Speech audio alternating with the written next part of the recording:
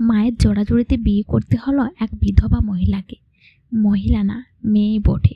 বয়স বেশি না, আমার চেয়ে 1-2 বছরের ছোট হবে, তবে বাচ্চা মেয়ে আছে একটা। আমার একদম ইচ্ছা ছিল না বিয়েতে যেতে। এক পুরো পূর্ব বিবাহিত মেয়েকে বিয়ে করে আমার জীবনটা নষ্ট করার মানে নেই, কিন্তু মায়ের বান্ধবীর মেয়ে হওয়ায় জোর করে বিয়ের বিড়িতে বসতে হইল। আজ আমার বাসরাত। মনে এক প্রকার ঘৃণা নিয়ে ঘরে ঢুকলাম। সুন্দর করে ফুল দিয়ে সাজানো বিছানা, একটা লাল শাড়ি পরিহিত মেয়ে মাথা নিচু করে বসে আছে। মেয়ে মাশাআল্লাহ খুব সুন্দরী, কিন্তু আমার প্রবলেম তার মেয়ে নিয়ে। আমি ভেতরে গিয়ে মাথা পাগড়ি ছুঁড়ে মারলাম বিছানায়। চমকে উঠল মেয়েটা। দেখুন, আমি আপনাকে আমার স্ত্রী হিসেবে মানতে পারি না। মায়ের ইচ্ছেটা বিয়ে করেছি, ব্যাস এই পর্যন্তই। আমার কাছে আর ঘেঁষাতে আসবেন না, আর আপনার মেয়েকেও আমার কাছ থেকে দূরে রাখবেন। স্ত্রীর অধিকার আমার উপর ফলাবেন না প্লিজ। ধরাম করে দরজা সজারে লাগিয়ে বেরিয়ে গেলাম ঘর থেকে। মেয়েটা ফোঁপাতে ফোঁপাতে কাঁদতে লাগলো। আমি ছাদে গিয়ে দাঁড়ালাম।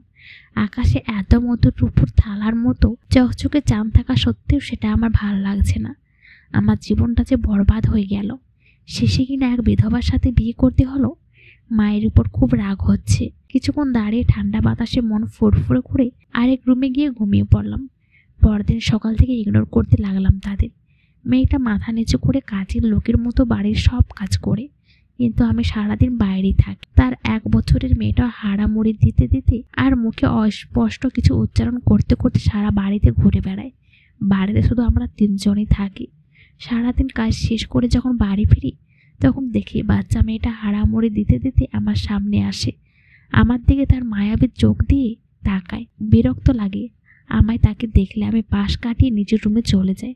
ওর মা চুপচাপ আমার খাবার দিয়ে যায়।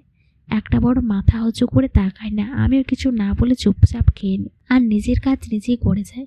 ওরা আলাদা রুমে ঘুমায় আর আমি আলাদা রুমে ঘুমাই। একদিন বাড়ি ফিরে এসে নিজের রুমে গিয়ে দেখি সব লঙ্গভঙ্গ হয়ে আছে। নিশ্চয়ই বাচ্চা মেয়েটা করেছে এরকম। আমি চটে গেলাম। আমার মাথায় রক্ত উঠে গেল। আমি রাগে ফোঁফাতে ফোঁফাতে চিৎকার দিয়ে উঠলাম, আয়েশা! আমার বিধবা বউটা দৌড়াতে দৌড়াতে রূপে আসলো। মাথা নিচু করে কাঁদো কাঁদো গলায় জিজ্ঞেস করলো, জিজি কি হয়েছে? এই কি হাল হয়েছে আমার রুমের? কে করেছে এমন? নিশ্চয়ই আপনার মেয়েটা। কতবার বলবো ওকে আমার থেকে দূরে রাখবেন? একটা কথা বারবার বললে কানে যায় না? আয়েশা কাঁদতে কাঁদতে আমার পায়ে পড়ে গেল।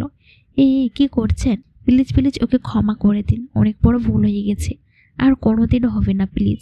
আয়েশার অশ্রুজল টপ টপ করে আমার পায়ে পড়ছে। যত সব আদি খ্যাত। আমি ঘর থেকে বেরিয়ে চলে গেলাম বাইরে। আবার ফিরে এলাম গভীর রাতের দিকে। আমি সোজা চলে গেলাম আমার ঘরে। রুমে ঢুকে আমি চমকে গেলাম। খুব সুন্দর করে পরিপাটভাবে গোছানো ঘর, এমনকি আগের চেয়েও সুন্দরভাবে। সেটা দেখে আমার মনটা একটু ভালো হলো। ক্লান্ত শরীরটা এলিয়ে দিলাম বিছানায়। লাইট ফোন অফ করে শুয়ে পড়লাম। খুব ঠান্ডা পড়েছে। পিন পতন নিবরতা মাঝে হঠাৎ আমার কানে ভেসে আসলো করুণ ফোফানির আওয়াজ। বুঝতে পারলাম আয়েশা পাশের রুমে ফুঁপিয়ে ফুঁপিয়ে কাঁদছে। আমি তোয়াক্কা না করে শুয়ে পড়লাম।